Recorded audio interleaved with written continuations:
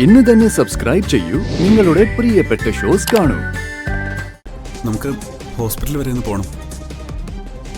സാധാരണ ഡോക്ടറെ കാണാൻ നിങ്ങൾ രണ്ടുപേരും കൂടിയല്ലേ പോകുന്നത്? ഇന്ന് മാത്രം എന്താ ഒരു പ്രത്യേകത? ഡോക്ടർ ഇഷാനെ കാണാനല്ല നമ്മൾ പോകുന്നത്. എന്താടാ, നിങ്ങൾ രണ്ടുപേരും കൂടി എന്തോ മറയ്ക്കുന്നുണ്ടല്ലോ. നമുക്ക് പോകേണ്ടത് സിറ്റി ഹോസ്പിറ്റലിലേക്കാ. നന്ദേട്ടൻ അവിടെയുണ്ട്.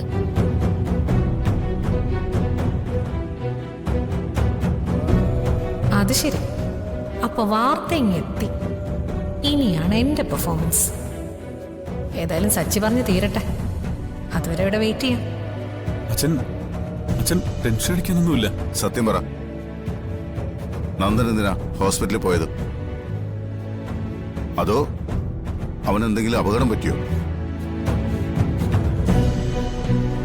അച്ഛാ, നന്ദേണ്ണ ചെറിയൊരു അപകടം പറ്റി ഹോസ്പിറ്റലിൽ അഡ്മിറ്റ് ചെയ്തിരിക്കുക.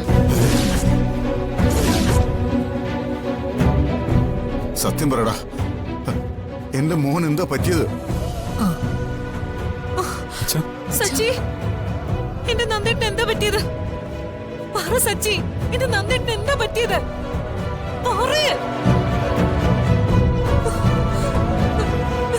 നന്ദൻ എന്ത് അപകടം പറ്റിയത്?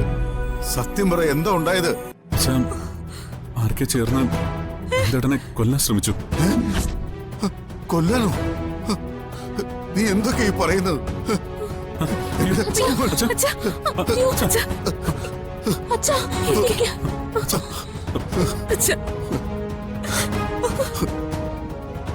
അവരെന്റെ നന്ദേട്ടനെ കൊല്ലാൻ ശ്രമിച്ചത്. എന്റെ ഈശ്വരൻ, ഞാനിത് എങ്ങനെ സഹിക്കും? സത്യം പറ സച്ചി, എന്റെ നന്ദേട്ടൻ ഇപ്പൊ ജീവിച്ചിരിപ്പുണ്ടോ? നിങ്ങളൊക്കെ എന്തോ മറച്ചു വെക്കുന്നുണ്ട്. പറ സച്ചി. അർച്ചനെ, എന്തിനാ നിങ്ങൾ അത് മറച്ചു വെക്കുന്നേ? ആരെ എന്തോന്നൊന്നും അറിയില്ല എടുത്തി. ഒരു കൂട്ടം ആളുകൾ പെട്ടെന്ന് നന്ദേട്ടനെ ആക്രമിക്കായിരുന്നു. ഇതിന്റെ എല്ലാത്തിനും കാരണം ഇവിടെ ഒറ്റ ഒരുത്തിയാ. ഞാനും നന്ദേട്ടനും ആദ്യം വഴക്കിട്ടു, പിന്നെ സ്നേഹയ്ക്ക് ആഘോഷനായി. ഇപ്പൊ എന്റെ നന്ദേട്ടനെ കൊല്ലാൻ നോക്കി. ഇവിടെ എന്ത് ഗർഭിണിയായോ അന്ന് തുടങ്ങിയതാ ഈ വീടിന്റെ സർവനാശം. അയ്യോ, എന്റെ നന്ദേട്ടൻ, ദൈവമേ, ഞാനിത് എങ്ങനെ സഹിക്കും? എന്റെ നന്ദേട്ടൻ, നന്ദേട്ടാ, അയ്യോ, എന്റെ നന്ദേട്ടൻ.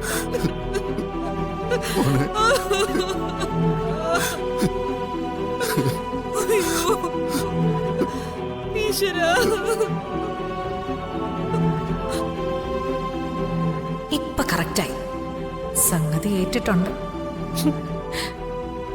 ഇനി കരച്ചില് വീണ്ടും തുടങ്ങാം.